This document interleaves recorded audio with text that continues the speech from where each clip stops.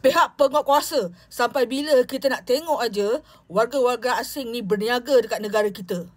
Biar pun lesen isteri, tapi dia tak boleh jadi tauke, tak boleh jadi kaunter, tak boleh ambil pekerja daripada negara diorang juga.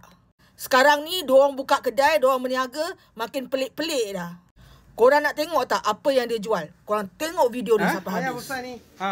Iba sabis dia. Hari bawah. Masuk dah saya.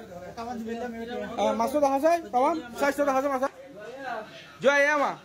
Ini berapa kilo ada? Ini agak 2 kilo 200 pun. 3 kilo berapa? 3 kilo lebih ya? 3 kilo lebih. 3 kilo lebih ya? Oh yo, dia tengok dia you tengok dia tidur.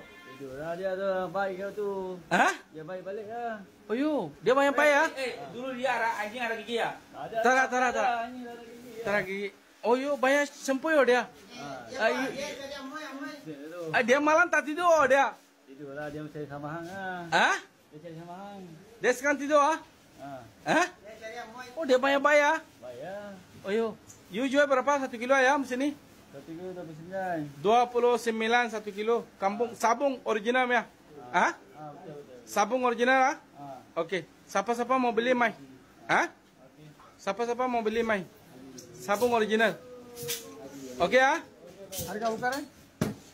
29 1 kilo. Oh, ni banyak bayam ya ayam. Oh, tengok dia. Orang suruh beli ya? Okey, baik. Suruh beli. Okey. Ana? Ham beli ya? Ham beli kan? Itu ayam. Okey.